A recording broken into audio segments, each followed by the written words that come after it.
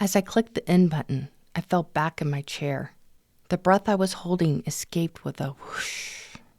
Rubbing my hands together, I noticed they were damp. I was so nervous. Did my voice shake? Is my sweat showing through my blouse? What is happening? I can't believe I said that. Or why didn't I say this instead? How can I mispronounce my own name? It's my name. I've had it for over 50 years. You'd think I would know how to pronounce my own name. Take a deep breath. Another one. Okay, I'm calming down now. At this point, you may be thinking, what is she talking about? Hopefully, I've pulled you into the story I'm about to tell, because that story is powerful and relatable. Welcome to the Hobby to Profitability podcast. We're all about figuring out what it really takes to build a successful and thriving business. I'm Jacqueline Green, marketing nerd, AI consultant, and entrepreneur who's been through it all. My goal is to help you get the strategies, the tools, and the mindset shift you need to grow your business without the stress and confusion. Every week, we'll dive into real, unfiltered side of entrepreneurship, the mindset shifts, the strategic moves, and the unexpected lessons that come with building a business. We'll talk about what actually works and what doesn't, how to navigate those changes and challenges that you face, and how to create a business that really fits into your life.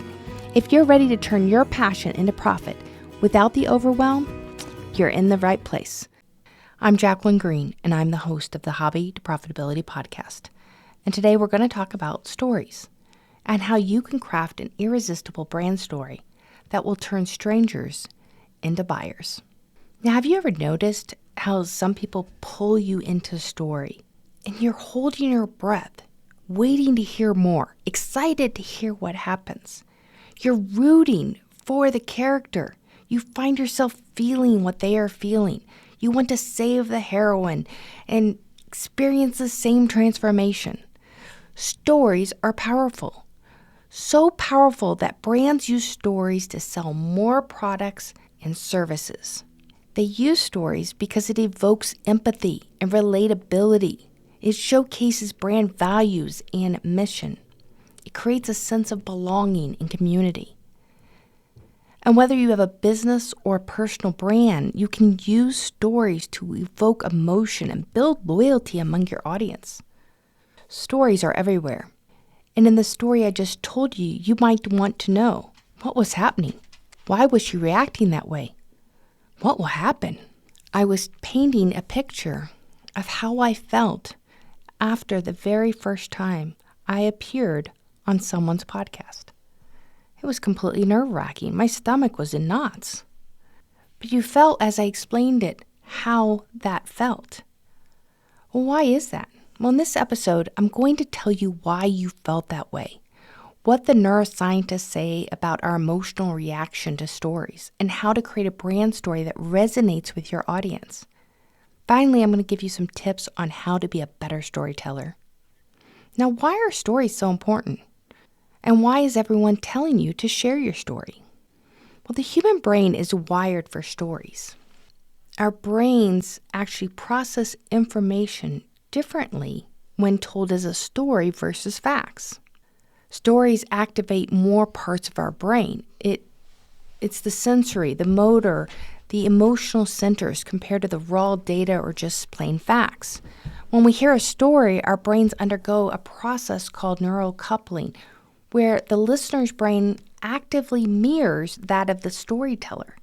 This mirroring effect, facilitated by mirror neurons, allow individuals to experience the story as if they're part of that story. They foster empathy and connection with the storyteller. Think about when you hear something traumatic. Your pulse races. You start feeling that emotion that person experiencing through that trauma. Your heart's literally breaking for them. And the same thing if you hear a happy story. Think of someone telling you a story about how they got engaged or how they met their husband or wife. That brings out the happiness. You're thrilled for them. You're happy. You elevate your heart rate in a different way.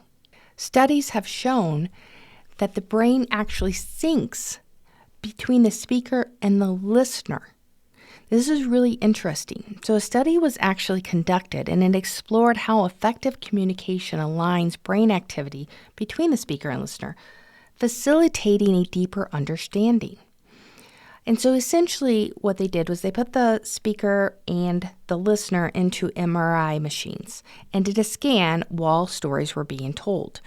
Story was being told by the storyteller and the listener was listening to it. Now, they also did this with it being a recorded story as well, and they examined the temporal and spatial synchronization of the brain activity between the speaker and listener during the storytelling process. And what they found out was this neurocoupling, which is there was this significant synchronization between the speaker's and listener brain activity, particularly in regions associated with language processing and comprehension. So there's a comprehension correlation. There's a degree of which that neural coupling correlates between the listener understanding that story. So essentially, as this greater synchronization led to a better comprehension of the story. And the research really highlights how storytelling can create a shared neural experience, enhancing effective communication. Now, next, there's a role of oxytocin, the trusted hormone, in emotional connection. This is why stories create trust faster than statistics. So we look at it as an emotional engagement through oxytocin. It's often referred to the love hormone or the trust hormone. Oxytocin enhances that feeling of trust and empathy, making listeners more receptive to messages and more likely to engage with their brand. Studies have also shown enhanced memory retention. Stories activate multiple areas of our brain, including those responsible for sensory experience and emotions. So this widespread activation leads to a better memory retention compared to processing just factual information and memorizing that alone. As a result, the audience is most likely to remember a brand message if it's delivered through a narrative rather than just facts. Stories also help with critical thinking. Another research was done in 2024, it was published in 24, with students that concluded that not only did the students who were told a story retain the information, but they actually presented with a higher critical thinking process and analysis based on the story. Think about it, if you hear a story, you're kind of thinking, oh, that character did that. I wonder why that character did that, or, what did they do and what could they have done differently and what would I do in that situation? These all kind of common questions that you kind of answer or ask yourself as you're listening to a story. So if you're watching the Super Bowl ads this year, you may have noticed the increased number of brand producing feel-good, inspirational ads over the funny ones. The brands that were advertising, they spent a lot of money to these 30-minute spots, and they want to make a connection with their audience. They want to build loyalty. They want it to be more memorable. And the idea is that if it's more feel-good, inspirational, that will be more memorable than just a funny ad. But did it work? Unfortunately, it did not. According to the research, these ads were the least effective Super Bowl ads in 5 years. So why is that? If I'm telling you, hey, stories are important, it makes an emotional connection, why didn't these particular ads make a connection with the audience? Well, the truth is it wasn't authentic. Often viewers find celebrities unrelatable, or they feel like they're being sold to. You can put a feel-good type of feel to it, but I just feel like you're just trying to sell me something. Then that's going to make you feel like, turn you off and say, no, I don't want to purchase from that brand. So even though brands were trying really hard, they actually really, quite frankly, missed it because nobody could see themselves in the stories. So why am I telling you that stories are important? Well, let's look at the 3 key elements of an irresistible brand story. Now, first of all, every story, whether it be a movie, whether it be a book, whether it be whatever, there's always a relatable hero. That hero is somebody that you see yourself in, that you empathize with them, that you feel their pain, you feel the drive for whatever they're trying to overcome. Now, in this case, when you're creating a brand story, you want that hero to be your customer, not you, not your business. In a brand story, you start to tell the story of why you started the business, but it needs to circle back around to the customer, how this turned into this. You understand your ideal customer when you structure your customer as that relatable hero. And so it's important as you determine that customer or that hero, what are the customer pain points? What were the desires? What's that journey? And you integrate that into the story. The second key element to an irresistible brand story would be the struggle. What problem is your hero facing? Now, the struggle, like we said, has to be a pain point. It has to be relatable. More people, lots of people have to have that same pain point. A great brand story has some conflict. It's describing the before state, what life is like without your product or service. Before using your service, customers felt frustrated. Maybe they felt overwhelmed. Maybe they felt stuck. You're painting a picture of the pain the hero is experiencing. Now for the final element. It's the transformation. Remember, your business is not the hero. It's the guide. Your hero is your customer. Your business and your brand is the guide that is guiding them through to the solution, to solving their problem. So how your products or service helps the hero of the story overcome this struggle.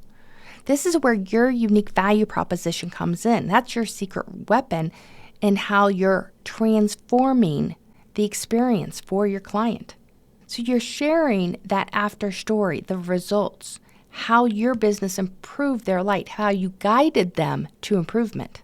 Now you want to think of these three elements as you develop your brand story. Now how to become a better storyteller is really important. This is nearly as important as the actual story, because if no one's listening or has an emotional connection, the story will just fall flat. Just like the Super Bowl ads we talked about. Were they emotional? Yes. But did they really emotionally touch on people? The answer was obviously no. So how do we become a better storyteller? Let's talk about a couple of the best known personal brands that I could think of off the top of my head and how their stories kind of impacted. Mel Robbins is a great one. Mel Robbins is the #1 podcast right now. I can't remember if it's on Spotify or Apple. It's #1 on one and 2 on the other. And she talks about her story, and she talks about her story often. It is throughout all of her books. She has talked about it on the podcast. It is the basic why I'm doing what I do. I help other people. And she basically talks about how her family business, her husband was running, was a pizza restaurant. And her family and friends had invested in this, and they went bankrupt. I don't know if they officially went bankrupt, but it closed. And she was working as a lawyer. She absolutely hated her job with a passion, and she was struggling to get out of bed. Struggling with depression, struggling with even showering, whatever. She really talks about this. You see this picture, and that's where her 5-second book came from. So basically, if you're not familiar with the concept, what she started doing was giving herself 5 seconds. You count down from 5. When you get to 1, you explode out of bed and get excited about what you're doing. Highly recommend. I've read all of her books except the latest one, which I'll get to. Another one that I really appreciate storytelling is Pace Morby. He's a real estate investor. He's built this amazing community of real estate investors. And his story was that he's basically a contractor who lost everything the day his wife went into labor with their first child. He had essentially done work for a contractor and had this relationship where he put the money out front, and the contractor then declared bankruptcy, and all of a sudden he realized he had lost everything. And here he has his wife in labor. But Pace also does an amazing job of telling all kinds of stories. If you listen to him, he can be long-winded sometimes, but he's actually gotten really good. He tells stories so well that it's relatable. You can understand. You can be in his spot, and it endears you to him. Another one that has used stories is Gary Vee. And Gary Vee talks a lot about branding these days, but years and years and years ago, when internet and social media first started coming out, Gary Vee started talking and developing content around his family-owned, I think it was his dad's wine shop, and he was part of the family business, and they wanted to grow the revenue. And he talks about how he helped with that by developing content and pushing that content across all kinds of different channels. It's a story. People can relate to that story. It isn't something that is outside the realm of possibilities. Millions of people follow all three of these people. They listen to these people. They listen to their stories. But why? Because they're really good storytellers, and they're relatable, and they're authentic within their stories. So when we think about how do we become better storytellers, we have to look at that, understand that core structure we talked about before, the 3 key elements. It starts with that hook. You have a hook, you have a conflict in the middle, and you have a resolution. That hook, you are capturing their attention with that relatable character and their problem, the hero, the customer.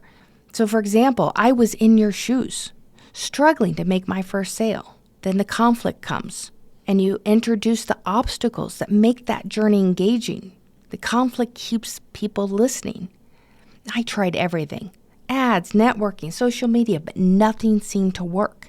And then you follow up with the resolution. This is the end. Show the transformation. How did things change? What did I learn? Well, I finally discovered a strategy that changed everything. Here's what I did. Now, you always focus on that transformation. Your audience needs to see themselves in that story. And so you want to make sure you're telling that complete story. Now, the second thing to being a better storyteller is creating an emotional connection. This is where you use the neuroscience to your advantage. Storytelling, as we talked about earlier in the research, triggers that oxytocin, the trust or love hormone, and that creates an emotional connection. So you want to do this by using personal stories. Facts tell, but stories really sell. Don't just list features. Share a life moment, a real life moment. Share how it changed something dramatic in your life, how you felt. Tap into that emotionally charged moments. This could be really hard to do. I'm going to tell you this because for some of us who like to, I like to say, I pound the emotions down and ignore them. You have to actually bring that up and really talk about what was that fear you felt? What was the frustration, the hope, the excitement, whatever that is? Engage all the senses when you're talking. And then you want to use really vivid sensory language. Instead of saying, oh, I felt stuck, think, it felt like I was running on a treadmill, working hard, but getting nowhere. So you want to paint that picture because we've all been there. We've all felt like we were running on a treadmill to nowhere. The next thing is you want it to be relatable. Now, this is where those ads went wrong, right? There were lots of celebrities. Most of us, and me included, I can't relate to most celebrities. I don't know what that's. I just have nothing in common with them. And so to me, there's not a story that they're telling me in an ad that will really have an impact. Now, that doesn't mean what happens on the movie screen is different, but when they're just being themselves, I can't relate to them. Your audience needs to be the main character of the story, not somebody that they can't relate to. And so instead of saying things like, my company helps people grow their businesses, instead you might say, imagine waking up to sales coming in while you're sleeping. That's what happened when my client implemented this strategy. Now, here's a pro tip for you. You want to use the word you more than the word I in your stories. Speak directly to your audience. This will help resonate with them as you're speaking to them, as if you're sitting across the room from them.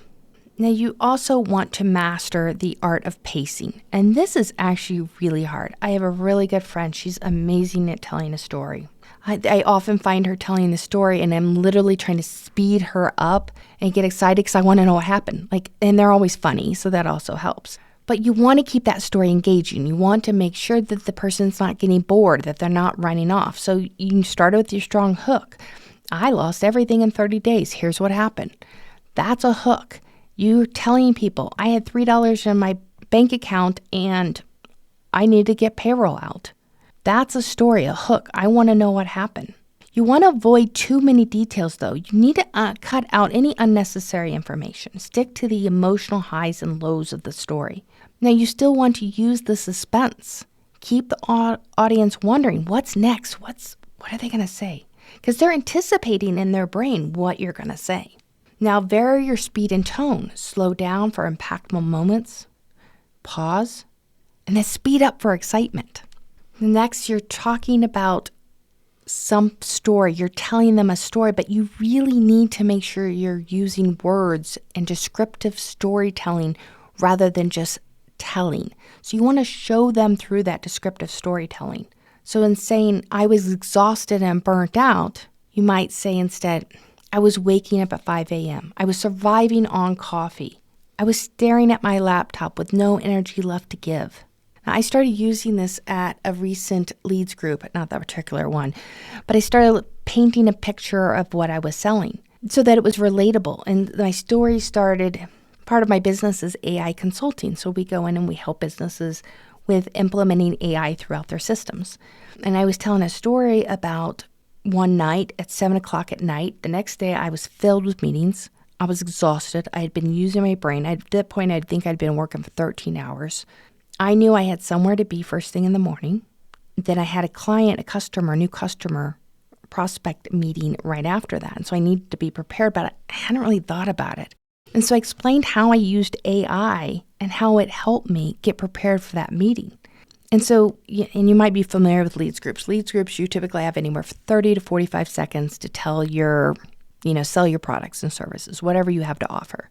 But you want to paint that picture so your audience feels that moment. Everyone in that room has been there as a business owner, has worked a 13-hour day and really still had the stress of knowing I'm not prepared for tomorrow. We have all been there. If not, that means you're a new business owner. And so it's really important. So I painted that picture. That was the way they could relate to what I was trying to talk about. Now, once you start developing that story and you get that story you want to talk about and you want to practice and refine and tell the story over and over and over, you might get tired of the story. But your audience may be hearing it for the first time. Your audience might need to be reminded of where you came from. They might need to have that connection with you because they can relate to you. The reason I know Mel's story or Pace's story or Gary Vee's is because I've listened to them talk about that story so much that I know the story. So you want to practice, you want to refine. Now here's a tip. If you ever watch TED Talks, really study how the speaker uses personal stories to engage the audience. Look at the flow, how they ramp it up, and then they eventually come to that conflict, and then they solve it. And there is a rhythm to that. You really want to kind of study how other people are telling stories. You can read brand stories. You can read about different companies and how they use their story, and telling biographies and autobiographies are incredibly interesting for this reason, because you're listening to that hero in the story and what the conflict was and how they overcame that. A recent trend I've really noticed and kind of studied a little bit, and I'd heard a little bit about this, but I really started looking at it, especially on LinkedIn. A lot of people are using long-form stories instead of visual posts. So this is where they're essentially just line by line telling a story. And I'm telling you, these are popular. People are engaging with this. They're relating to it. They're sharing their own experience. In some cases, they're disagreeing. And then people are actually responding to other people responding. And it's a great way to start getting your name out there. So once you've identified that brand story, now how do you do that? What are the action steps really? And we talked about it a little bit earlier, but let's talk about this a little bit more. Write down that brand story. Just do a free-flowing, write down a customer story. Now, then you want to start looking at the story and you want to kind of craft it. Look at the words you're using. Now, I don't want you to use chat or any of the other AI tools. This just needs to be free-flowing for you. Write a story where you were somewhere or you helped a client, what that client was experiencing, and what the transformation was. Write it all down. Cut out the unnecessary details. Be really descriptive, but don't be boring. And think, is this what I want my audience to know about my brand? And read that. Read it over. Record yourself telling. Tweak the stories. Tweak the little things. I know it's hard to listen to yourself on video. Trust me, I know. But really listen to that. The next you're going to share that story on social media. Start posting it. Start using it within your videos. Start talking about it if you're a guest podcaster. Really incorporate the storytelling in your website, your emails, your sales pitch. Tell the story. You want to pull them in. I speak on the stages and I always start with a story. You have to pull them in for them to listen to everything that you want to sell them down the road or explain to them or teach them or whatever. Now, common mistakes that I often see people making with their stories is they make themselves the hero, not the customer. And you really want the customer to be the hero. Also, I see them being too generic. A good brand story should really feel personal.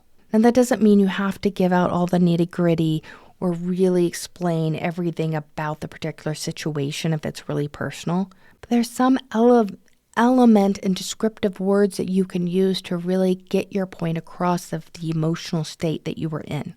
And the other thing is they often don't evoke emotion. They don't explain why that emotion drove the success of the transformation of the story. So we talked about today why these stories are so impactful from a neurological standpoint.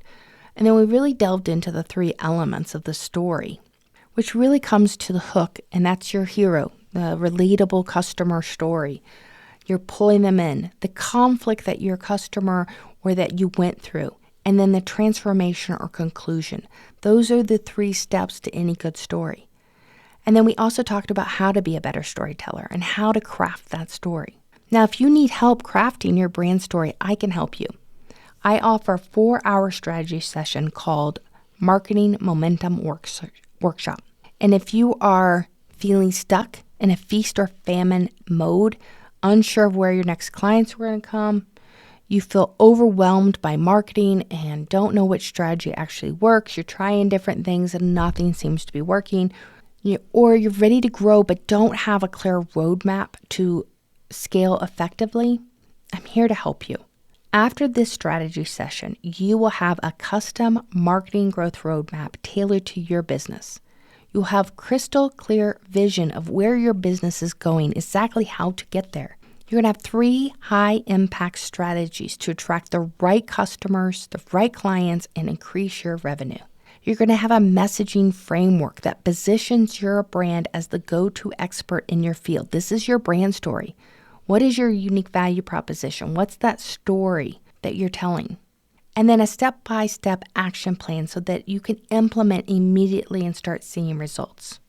Now, I'm going to put the link into our podcast show notes, but you can also visit our website at behindthedesign.co.com. Now, if you found this episode helpful, please do me a favor and hit the subscribe button. We're really trying to get the message out, and share this episode with a friend. Take a picture of it, share it on social media. Someone who would benefit from hearing today's topic, just share it with them. Make sure you stay tuned for the next episode. And beyond ChatGPT, the AI tools small businesses should be using right now. In this episode, I'm highlighting lesser known products, but really powerful AI tools that can save small businesses time and money. I'm really going into why AI is so important and why I think this is a huge game changer for small businesses. Thanks for listening to the Hobby to Profitability podcast, and I will see you in the next episode. Thank you for listening to the Hobby to Profitability podcast with Jacqueline Green. If you enjoyed this episode, be sure to subscribe, leave a review, or share it with a friend. You can learn more about Behind the Design at our website at behindthedesignco.com, and be sure to connect with me on LinkedIn or subscribe to the Behind the Design channel on YouTube for more great business growth strategies. Now, I'll see you next time.